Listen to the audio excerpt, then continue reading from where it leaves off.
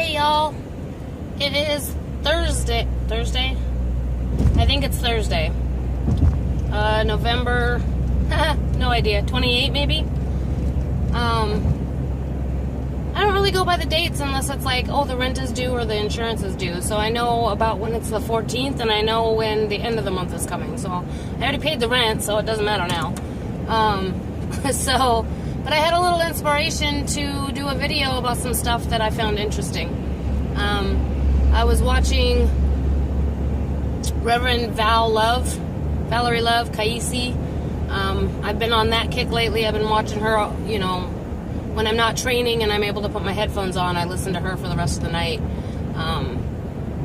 And she's a little over the top, but I'm really getting a lot from her, and it's really stirring something deep, some deep shit. So I'm really enjoying her. But she quoted somebody, and I apologize to whoever this quote came from. But it was one of her mentors that she learned it from, and it really struck me. And the quote was that we only get angry at or about the things we cannot change. And I thought, wow, that is profound. And I think it hit me because I had gotten angry at a coworker the day before. And when it was kind of, front in my consciousness. So when I sat and thought about why did I get so angry, it's because I can't change it. It really was. Because I can't change his behavior. I can't change his attitude. If I tried to talk to him, even in a nice way, his attitude is he doesn't take instruction from anybody. So he would have either argued or blown me off. So that wouldn't have done any good. And so I started trying to find other things that have made me angry. And for what I could pull up in my head, it was all because when I looked at it, because it was things I couldn't change. That's pretty cool. I mean, not everything is going to be because of things you couldn't change, but even if somebody says something to you that makes you angry, think about it. Did you get angry because what they said struck a chord and it had some truth and it's not something you've been able to change about yourself?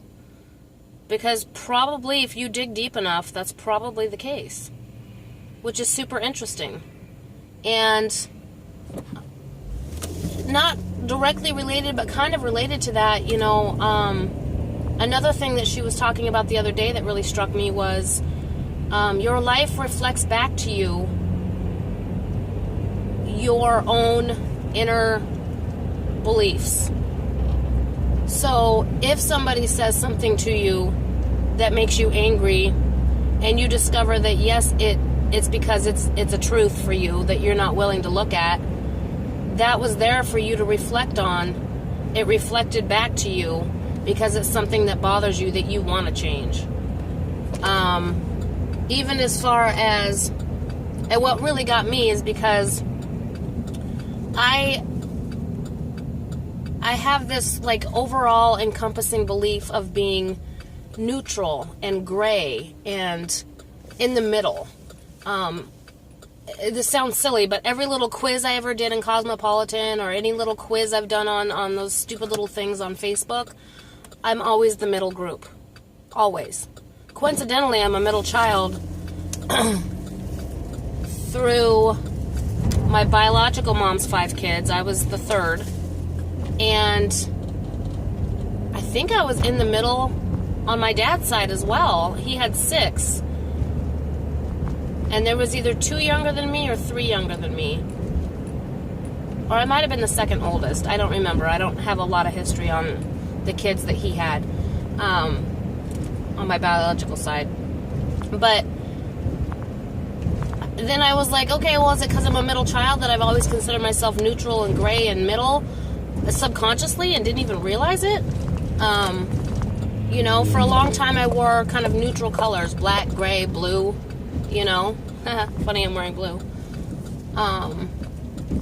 my lifestyle has reflected that. I've never been at the bottom, but I'm nowhere near the top. I'm in the middle. I have a nice enough house. It's not stunning, but it ain't no trailer anymore. My car, average. It's not a piece of shit. It ain't no fucking BMW either. You know? My jobs. I've always been not the worst worker, but not the best worker. The way I, you know... where'd it go? Even money, you know, I'm never totally broke, but I never have a whole lot saved. There was something else. Cars, house. And I think it also has reflected into my relationships, my marriage particularly. It's not the worst marriage, but because I have this mental block on things blowing through the glass roof on everything in my life, it's been good, you know. And I know that my husband has been like, man, I want to smash through that roof. He wants something that just tingles your toes and blows your socks off, and I understand that, and yet there's something that keeps me from allowing it to happen. Well, part of that is fear. My biggest fear, I have abandonment issues as well, and that could be stemming from having been adopted, and then right after I was adopted, my adopted parents divorced, and then a year or two later, my dad and my brothers moved to Minnesota, and so it was me and my mom and my grandma in Washington and them out here, and then my grandma passed away, and then I lost my first love, you know, and I couldn't get him back. And then, you know, as time has gone on, my mom, my adopted mom passed away. And then my half-sister from my mom's side, you know, we were super, super close, and then she rejected me. And so I have always had this, like, reinforcement of being abandoned by the people that I actually let in, which is very, very few people that I actually let in. So you know, in my core, my deepest fears, above anything else, is losing my children or my husband, because that's all I have left, or my brother. And any one of the four would be absolutely, completely devastating. I don't even know if I would be able to keep breathing, honestly. So, you know, I've been battling this fear of losing him for years, and that's held me back from having the absolute best relationship with him that I could have. And I've been working on that the last couple of years. You know, we had a long conversation probably 2 years ago now almost, and we got real deep and real raw and real, you know, real open with each other, and I finally admitted that was, you know, something that was on my mind all the time. And he was like, you know, you could lose me in an hour. That's how the world works. I could lose you in an hour. You know, that's how it works. You can't spend every minute being afraid of that happening when you have no control over it. And in the meantime, you're missing all these wonderful opportunities for us to be amazing and have this amazing love and the memories that you could be making with me in the meantime, because of your fear that something might happen.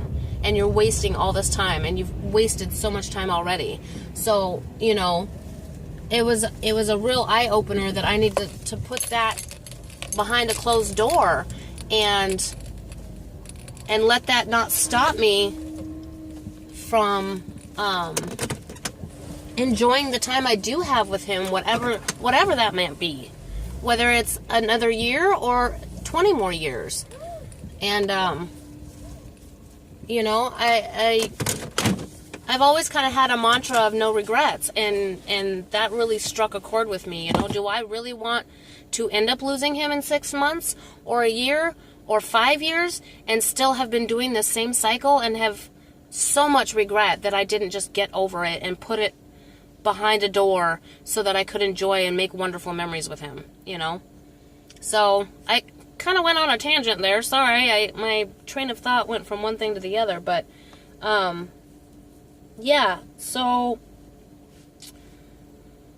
I forgot where the second point was. I know that the first point was being amazed that looking at things, the things that make us angry are things we can't control or do anything about. So that's a really great thought that I want to leave with you today if you come across this video, to just sit and think and look at that. And maybe that can change how often you feel angry. Maybe. And what was the second point that I went to? Get angry. Oh, that things reflect back to you. That's a really good thought to think about too, is to really look back at how your life is reflecting back to you some inner core subconscious thought that you have about yourself. That's a deep one. That's a really deep one that you really gotta really ponder for a good long while. That's something that I would like to really start writing down. I did write down the part about being gray and neutral, and I really want to dig deeper into that and see if I can't get a breakthrough in that, because I want my life to blow the glass roof open. I want to leave a legacy. I don't want my name to be just another name in history that died. I want my name, when I'm gone, to be a recognizable name as, oh yeah, she did this. Whatever that may be. I don't know what that is yet. You know, maybe it's being an artist. Maybe it's my YouTube videos. Maybe it's something that I'm not even aware of yet that comes along that just changes the lives of thousands. You know, I don't want to just die and be another name that dies. You know, and I know my husband feels the same way. And so yeah, that's kind of some of my daily patterns and thoughts of where can I, what is that thing? You know, it's there. And I know I'm not going to be working for the man forever. My biggest issue in that breakthrough is getting something going. You know, you don't want to just quit a job and go do this, that fulfills your soul. I'm a planner, you know, and you get something on the side going, and you build that little by little by little by little until it exceeds your job income. And once it exceeds your job income, you can then either step down to part-time and let this take over more, or you can quit and go full bore on your side stuff or your soul stuff that then not only makes more than what you were making at a job, it just blows it out of the water. And part of me is like, okay, well, I'm running out of time. I'm almost 40. And another part of me is like, I got lots of time. But we don't have lots of time. We only have today. Because tomorrow we could be gone. And I learned that from you know, Tiptoe Chick's passing. She still had so many things she wanted to do. So many things she wanted to do. And it was just done. Thank God that she did do what she did do while she was here, and she followed that calling, and she did what fulfilled her soul every day so that she could leave the legacy that she did. Because there's a lot of people that when you say Dolores Chapman or Tiptoe Chick, it means something. And that's amazing. And that's what I want. That's what I want. So, this video's been long enough. I got 20 minutes till I gotta be in, so I'm gonna smoke a cigarette and play my game. And I hope that this video gave you something.